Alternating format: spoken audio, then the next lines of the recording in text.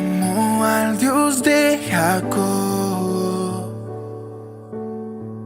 que ha dado su eterno amor. Sé que tú cumplirás tu pacto. Hoy clamo al Dios de Moisés, el mismo que abrió los mares. Hoy necesito que lo hagas por mí.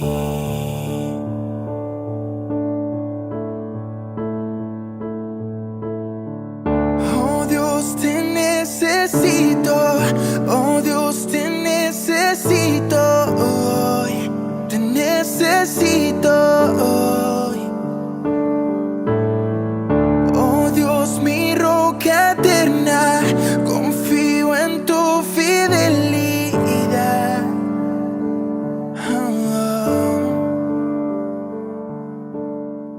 Hoy clamo al Dios de David,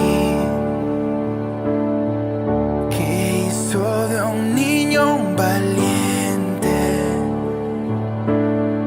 Y aunque a Goliat no enfrente, yo tengo mis gigantes. Oh Dios, te necesito.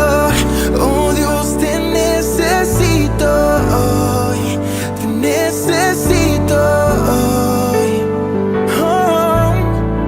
Oh Dios, mi roca eterna, confío en tu fidelidad. Tu fidelidad. Oh Dios, te necesito. Oh Dios, te necesito hoy. Te necesito hoy. Oh Dios, mi roca eterna, confío en tu fidelidad.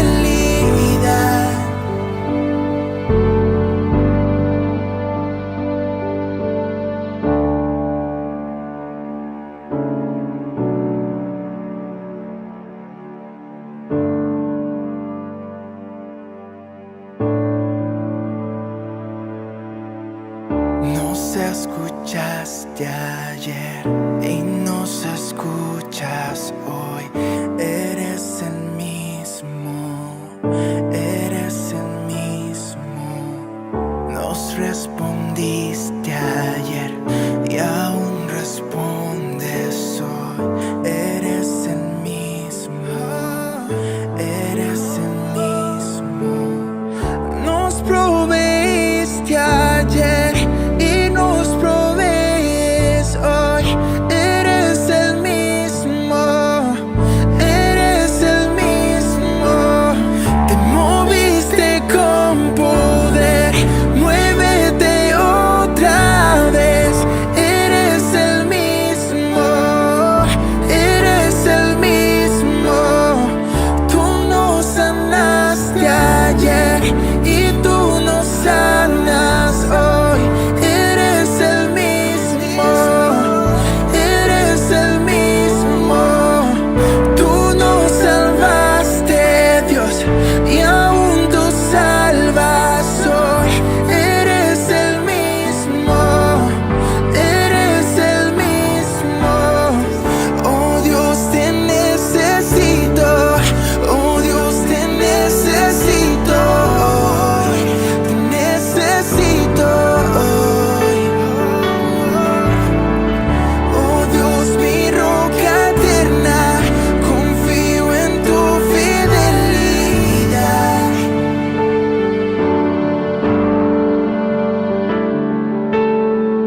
Oh Dios, te necesito. Oh Dios, te necesito hoy. Te necesito hoy. Oh Dios, mi roca eterna, confío en tu fidelidad.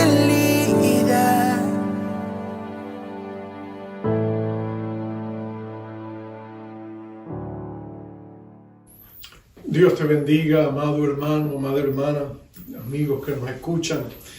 Deseamos que el Señor les bendiga de una manera abundante y que su palabra llene el vacío que siempre tenemos en nuestros corazones, porque nos alimentamos espiritualmente a través de la palabra de Dios. No solo de pan vive el hombre, sino toda palabra que sale de los labios del Dios que te ama. Te invito al Evangelio según San Lucas, el capítulo 5,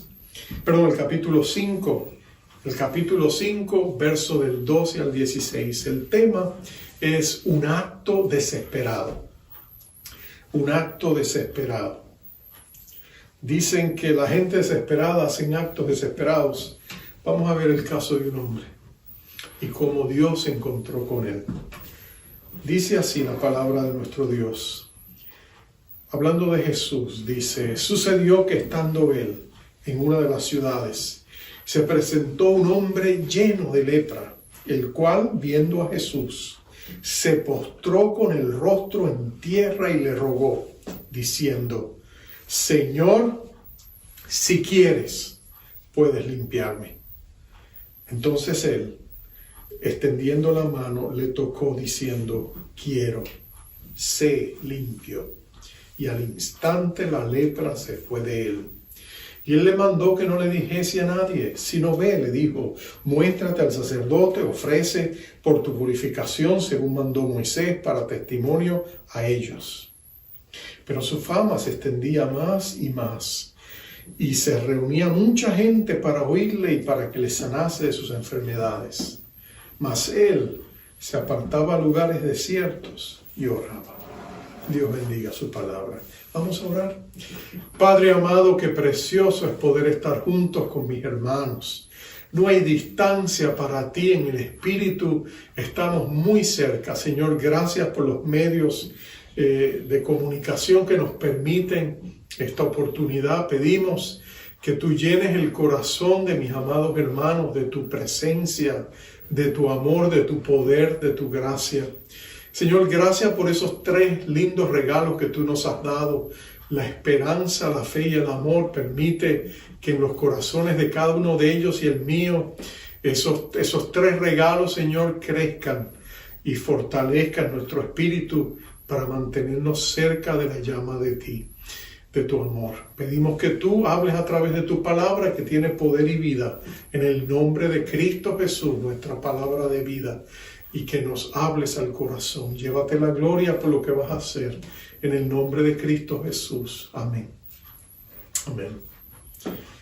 Cuando estamos en una situación desesperada, cuando uno de nuestros hijos está en peligro, o nuestra amada esposa o amado esposo, cuando de pronto estamos en una situación donde necesitamos hacer algo, yo estoy seguro que tú harías cualquier cosa que fuera humanamente posible y moral para ayudar a la gente que tú amas. Ese fue el caso de un hombre en Armenia cuando hubo aquel famoso terremoto en la década de los 90 y de pronto en la escuelita donde él había dejado a su hijo Armand, de pronto se desplomó. En ese terremoto murieron más de 30,000 personas.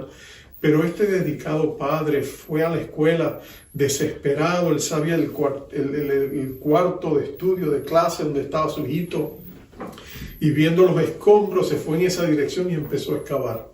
Después llegaron los bomberos, me trataron de ver, querían decirle que parara. Ellos querían estudiar la escena, asegurarse que lo hacían bien.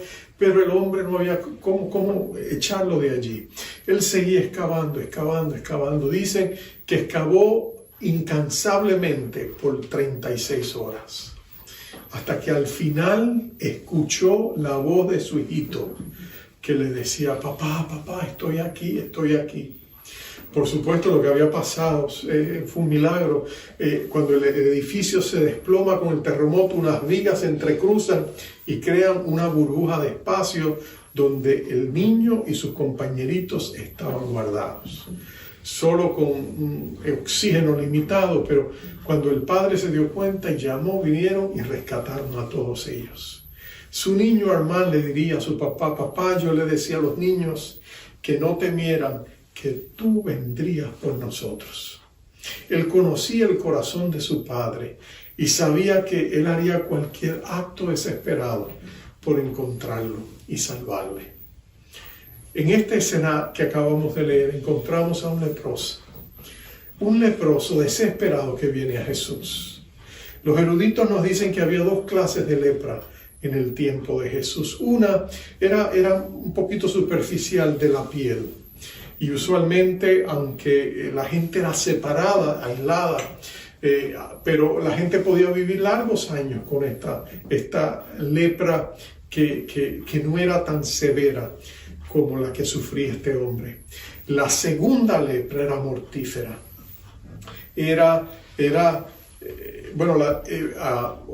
William Barclay, un comentarista bíblico, la describe de esta manera. Él dice: empezaba por un punto y de allí iba comiéndose la carne hasta que al desgraciado paciente no le quedaban más que los muñones de las manos y las piernas. Era literalmente una muerte en vida, dice Barclay. Era una muerte terrible porque el cuerpo se seguía llenando de llagas y el sistema de sensibilidad del cuerpo, las neuronas sensibles del cuerpo, dejaban de trabajar al punto que la gente ni siquiera sentía el dolor. Se podían cortar y no se daban cuenta, hasta que finalmente sus dedos se caían, los dedos de los pies. Levítico capítulo 13 y capítulo 14 fueron dados por Dios para que el sacerdote supiera cómo lidiar con la lepra.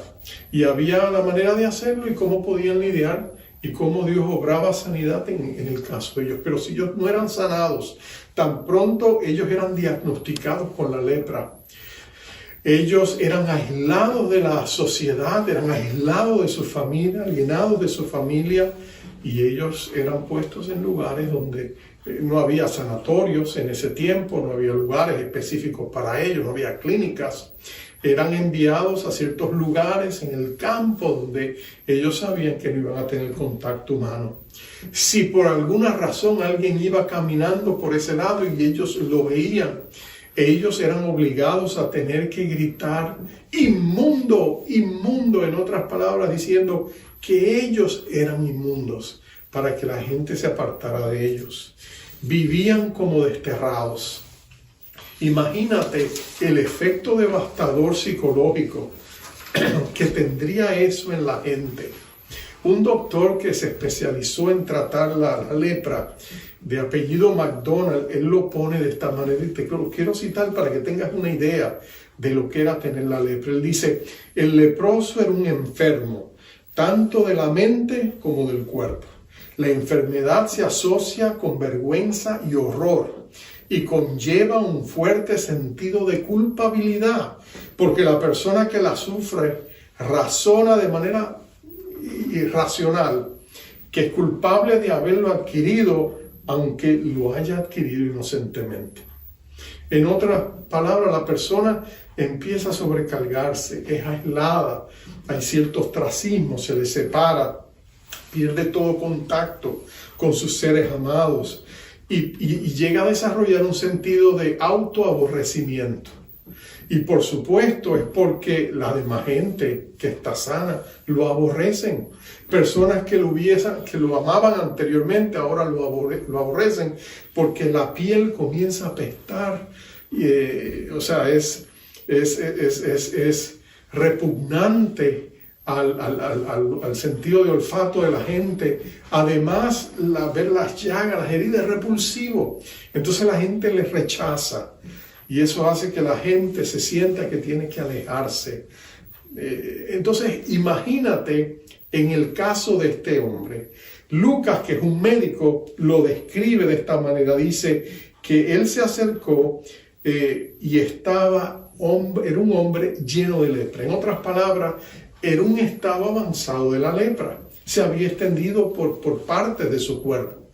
¿Cómo es que este hombre logra meterse en medio de la multitud, llegar hasta donde está Jesús? Mateo, cuando lo presenta, sucede cerca de una ciudad, pero sucede donde hay multitudes de personas escuchando a Jesús. Entonces, ¿cómo es que este hombre logra llegar hasta donde está? Acuérdate, los discípulos eran el sistema de seguridad de Jesús.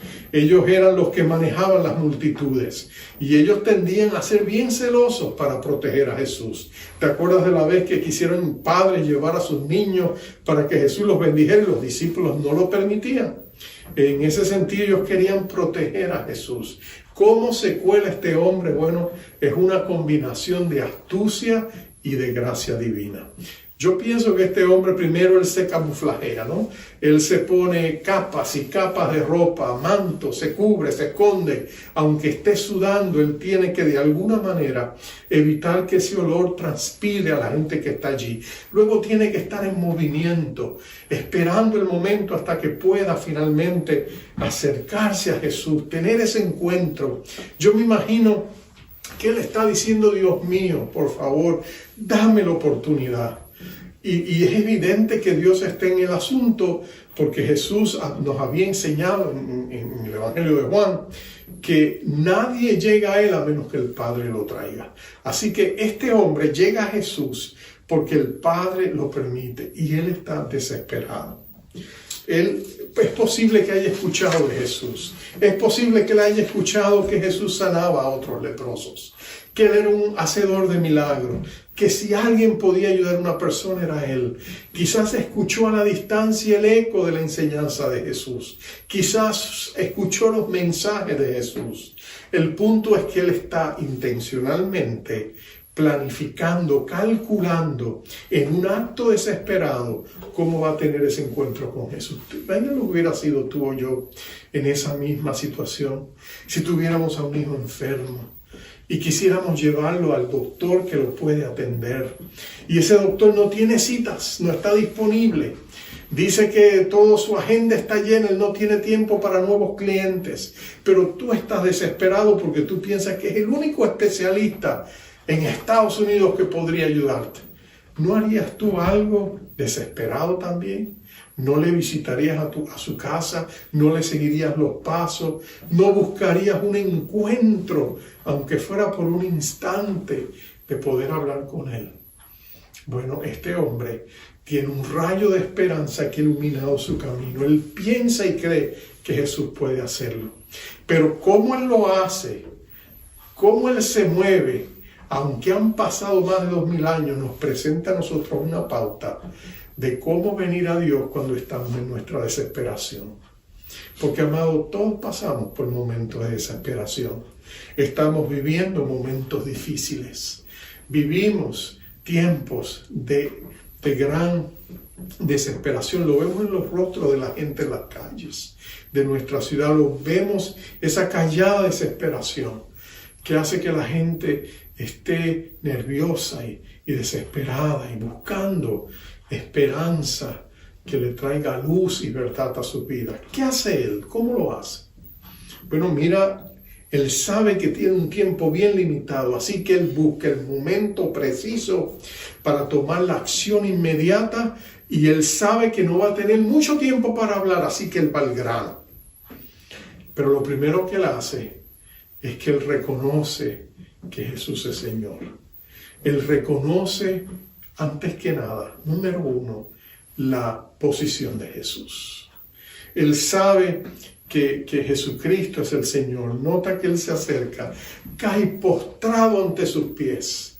El lugar más precioso, más glorioso, como en una canción cristiana, el lugar más alto es estar a los pies de Jesús. Y ese hombre cae postrado a los pies de Jesús. Está postrado a los pies de Jesús. Y desde los pies de Jesús levanta su rostro y le dice, Señor, Señor. Uno pensaría que gente desesperada vendrían al Señor en el momento de más necesidad. Pero tú y yo sabemos que no es así. Tú sabes que hay gente que endurece sus corazones y no vienen a buscar a Dios. Quizás por pena, por culpabilidad, por vergüenza. A muchas veces es por orgullo, arrogancia. Ellos le han dado la espalda a Dios y no lo quieren buscar. Recuerdo la historia del famoso libre pensador francés Voltaire, o Voltaire, como le llamaban. Un hombre que dijo, con mi pluma yo voy a destruir el cristianismo. Voy a destruir la obra de Jesús y sus 12 apóstoles. Él, aunque sus ataques virulentos eran más contra la iglesia que contra el cristianismo, lo cierto es que él se levantó como un paladín del agnosticismo y del libre pensamiento. Y tú sabes que pasó toda su vida en su arrogancia. Un cristiano se lo encontró en la calle en una ocasión y le dijo, ¿a dónde vas? A la iglesia. Ah, vas a la iglesia, muy bien. ¿Por qué no vienes conmigo? Le dice el hombre, vamos a la iglesia. ¿Conoces a Jesús? Y le dijo arrogantemente Voltaire, nos conocemos, pero no nos hablamos. Esa era su arrogancia. Pero cuando estaba en sus últimos momentos muriendo, cuando usted pensaría que desde ese umbral de la eternidad, en esa trinchera donde muchos piensan que no hay ateos, tú pensarías que él levantaría su mirada a Dios y pediría misericordia, pero no fue así. Dicen historiadores que sus últimas palabras fueron, he sido abandonado por Dios y por los hombres. Me voy a ir al infierno, oh Cristo, oh Jesucristo. Pero no clamó por misericordia. ¿O qué del famoso astrónomo Carl Sagan, el famoso que creó la serie Cosmos, uno de los hombres que puso la astronomía en el mapa con sus programas y informativos sobre las estrellas y la astronomía? Un hombre conocido como un hombre de ciencia. En sus últimos momentos, cuando murió, alguien le preguntó a su esposa que estuvo con él. Habían vivido como esposos los 20 últimos años de su vida y le preguntaron a ella, él abrió su corazón a Dios, él clamó a Dios y ella dijo, no, él no hizo eso. Y él le dice, pero él no quiso acercarse a la religión. Dice, no. Y él dice, ¿por qué? No quería tener fe. Él le dijo, no, él no quería la fe. Él solo estaba interesado en conocer. Le gustaba tener el conocimiento, pero él nunca pensó que podría acercarse a Dios. Entonces, obviamente, tú te das cuenta de que aún en nuestros momentos desesperados, la gente no siempre busca a Dios. Pero tú y yo sí podemos buscar a Dios. Tú y yo sabemos que como el ladrón en la cruz, el corazón de Cristo siempre está abierto.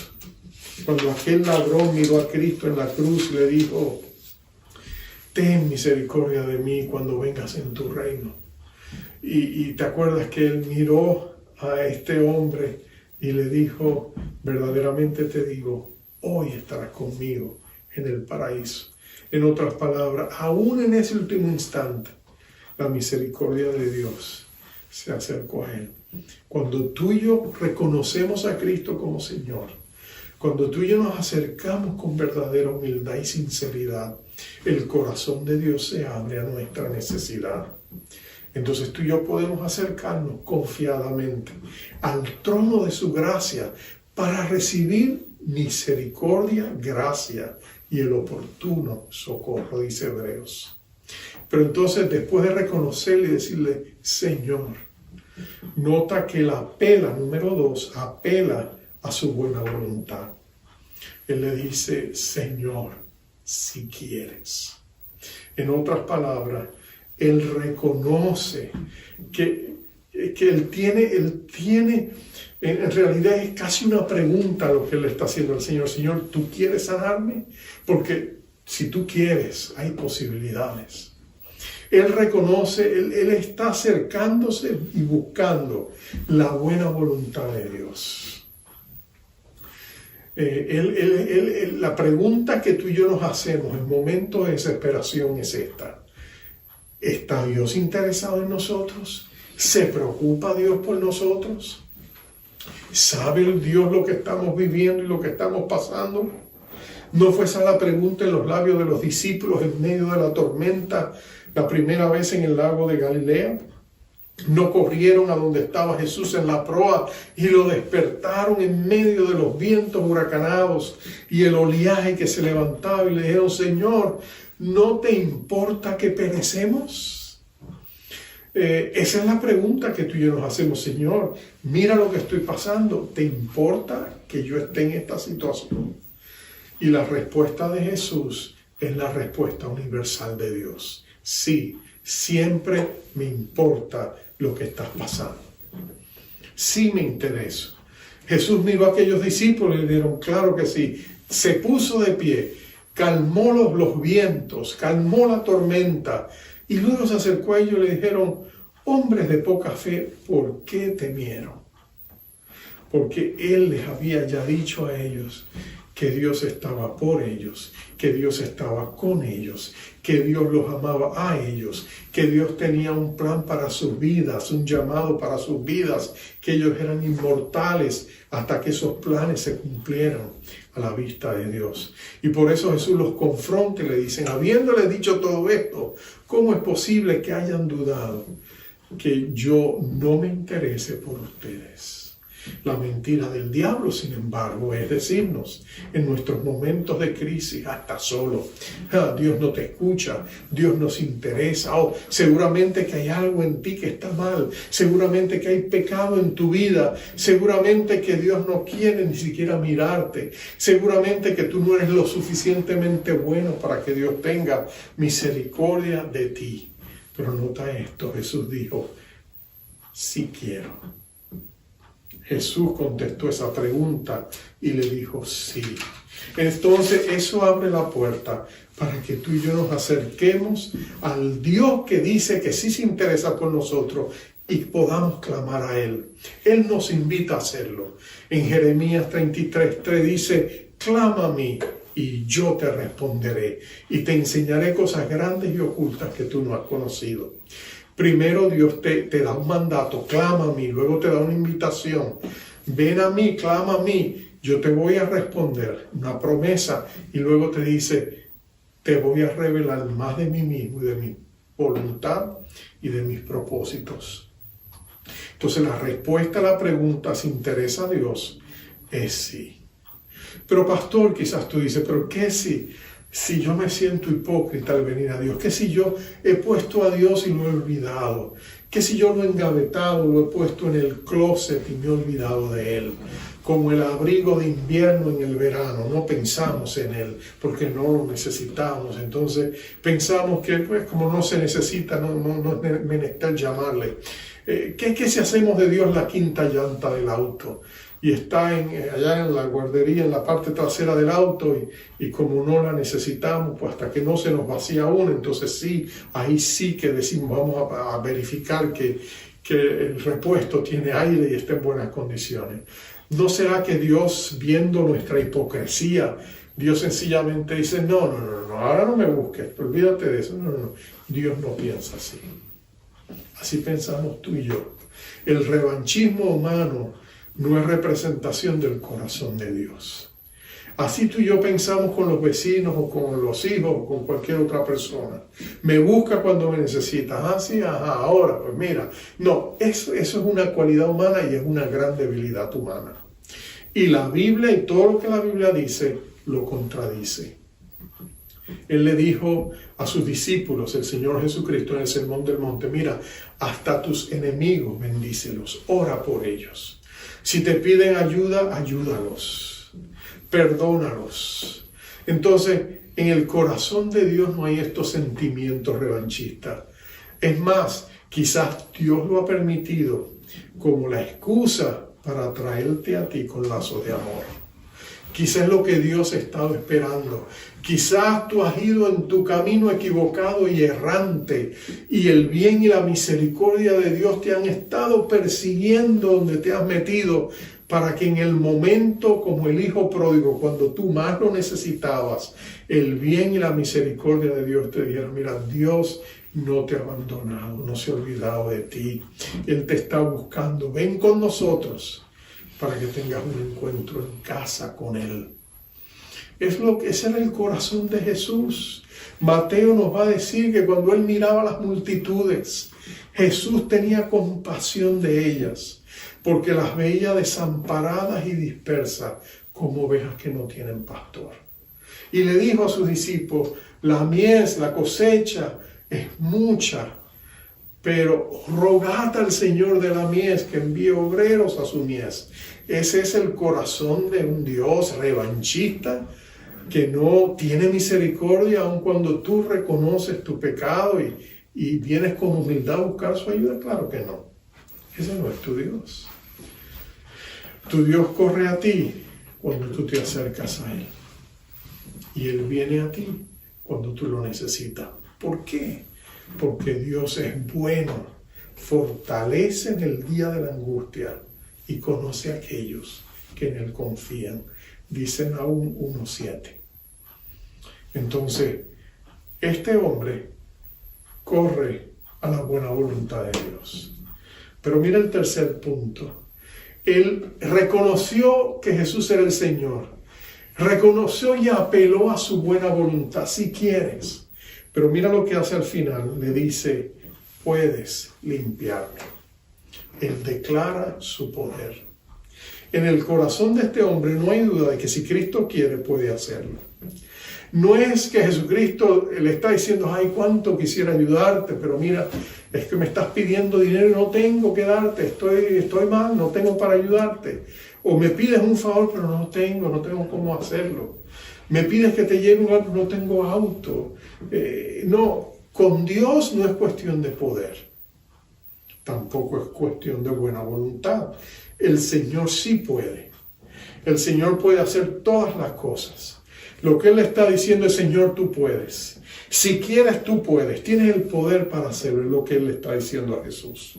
Él está reconociendo que Jesucristo tiene poder soberano. Nuestro Dios es un Dios omnipotente. Es un Dios que puede hacer todas las cosas. Él dice, Él es aquel, dice Pablo a los Efesios, Él es aquel que puede hacer más allá de lo que pedimos o entendemos según el poder que Él ha puesto en nosotros. Dios siempre puede hacer mucho más de lo que tú y yo podemos imaginar. Dios tiene poder que es inagotable. Dios tiene poder infinito. Sus recursos son ilimitados. Entonces tú y yo podemos venir a Dios y clamar a Él. Este leproso tomó grandes riesgos para llegar a Jesús. ¿Te imaginas? Él tenía unos breves instantes antes que la gente se pusiera las pilas. Si Jesús hubiera mirado a los discípulos y le hubiera hecho alguna señal, vengan y agárrenlo, los discípulos lo hubieran entrado a pedradas. Quizás alguno no se hubiera atrevido a tocarlo, pero lo hubieran alejado de Él. Pero Jesús no hace eso. ¿Qué hace Jesús? Jesús hace lo inconcebible. Tiene a ese hombre postrado delante de Él con su cara llagosa, mirándolo. Y dice, extendiendo su mano, tocó al leproso y le dijo, quiero, sé limpio.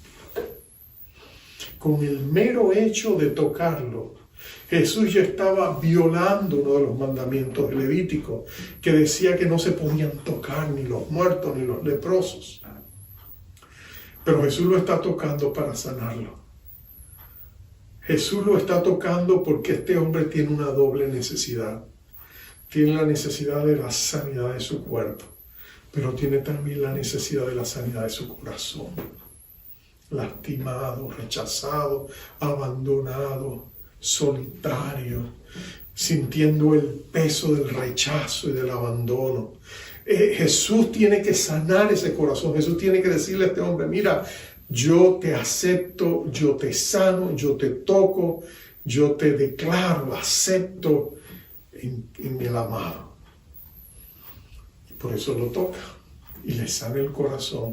Y luego dice que inmediatamente su piel quedó como la piel de un bebé. Porque con Dios no hay imposibles.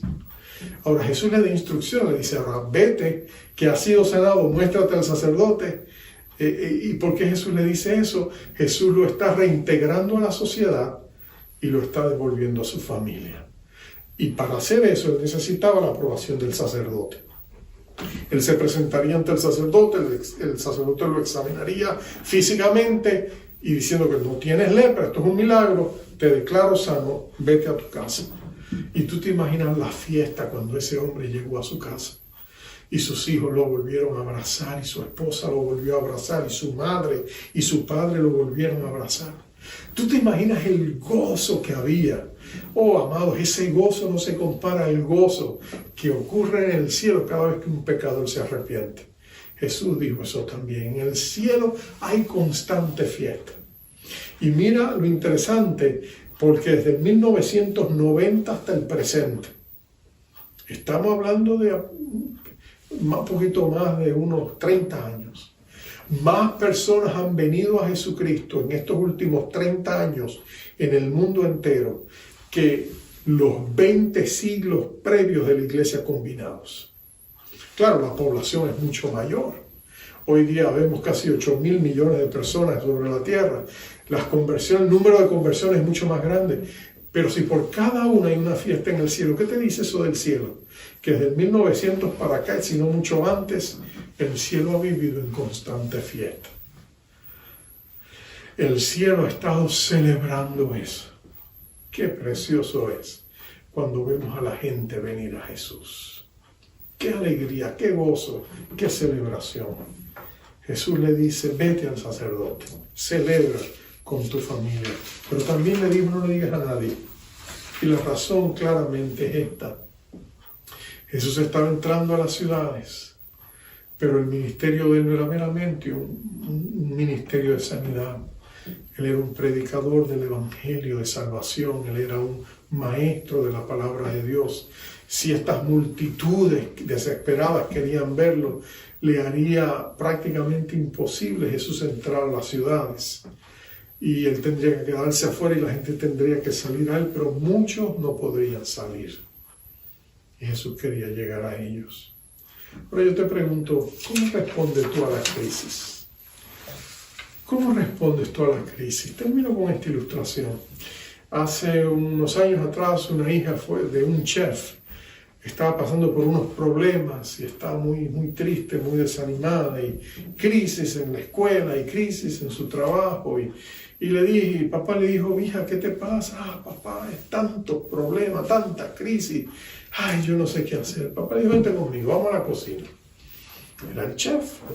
Y puso 3 ollitas en la estufa. Y puso a hervir las 3 ollitas con la misma cantidad de agua.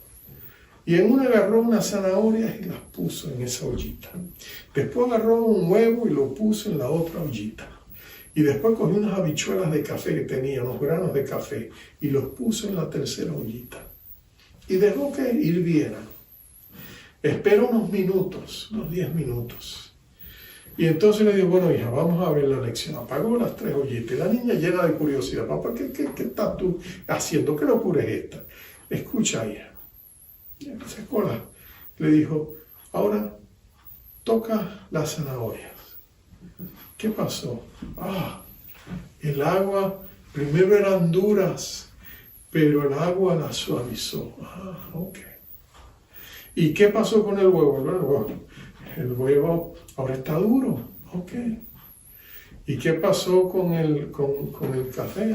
Papá, el aroma de café exquisita. Está como para tomarme una taza. Está bien. Pero mira la aplicación. Todos tenían las mismas condiciones, pero cada uno de ellos respondió conforme a su naturaleza. Tú puedes entrar en una crisis dura y la crisis te suaviza y haces tu corazón sensible a la voz de Dios. O tú puedes ir como el huevo, frágil, y de pronto la crisis te endurece si tú no te conectas a Dios. Pero nota el café. El café hizo el mejor trabajo. Porque ¿sabes lo que hizo el café? El café cambió toda la atmósfera que le rodeaba. Cambió todo el ambiente que le rodeaba. Cuando tú y yo nos conectamos a Dios y dejamos que en nuestra crisis Dios nos ministre, Él puede suavizar nuestros corazones si está endurecido, o endurecer nuestra voluntad y nuestra fe si está débil. Pero más que nada, Dios puede permear con su presencia nuestras circunstancias, de tal manera que todo nuestro ambiente cambie, porque hemos tenido un encuentro con Jesús. Ese fue el caso del leproso. Tú necesitas un encuentro semejante a ese en este día. ¿Por qué no oramos y nos acercamos al mismo Señor Jesucristo? La Biblia dice que Él es el mismo de ayer. El mismo Jesús que estuvo con el leproso es el mismo Jesús que está contigo en su presencia espiritual hoy. Su oído está atento a tu clamor. Todavía su buena voluntad está dispuesta a escucharte. Y Él será así por toda la eternidad. Vamos a orar.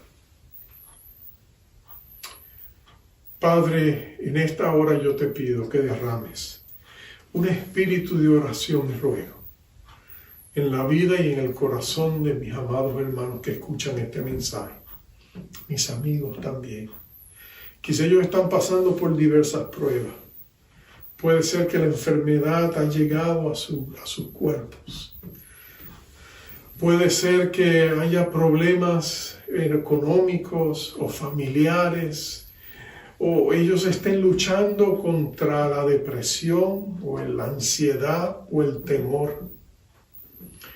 Puede ser que ellos también se sientan como este leproso, desamado, solitario, aislado, solo o sola.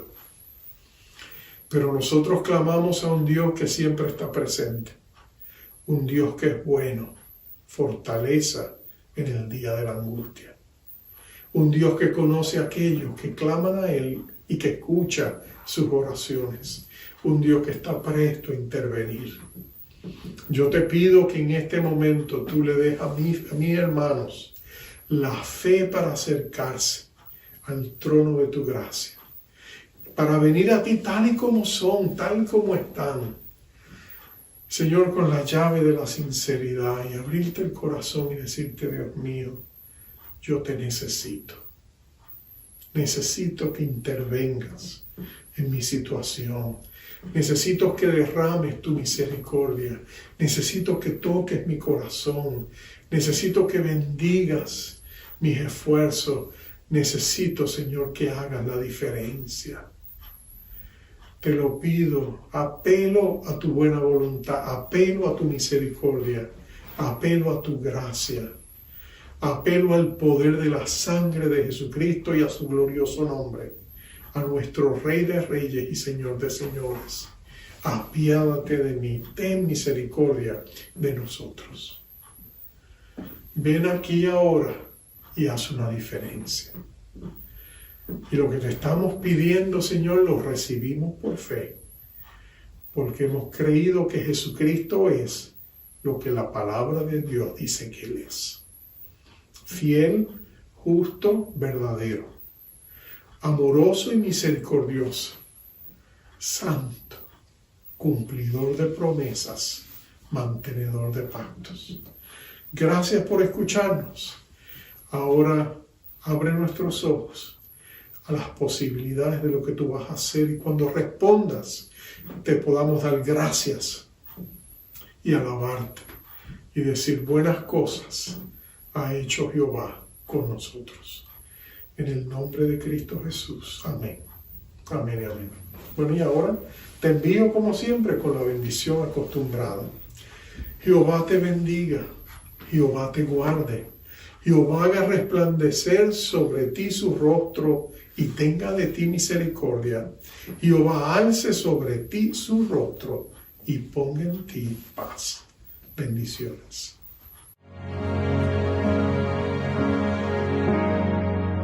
Me abrazas tan fuerte que no quiero separarme de ti.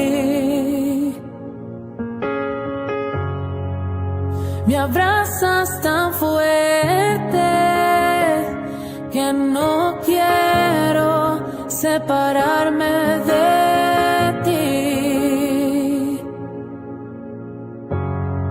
En el momento en que mi nación defraudó tu corazón, permaneciste ahí. Tú siempre estás ahí, mi Dios, siempre estás ahí.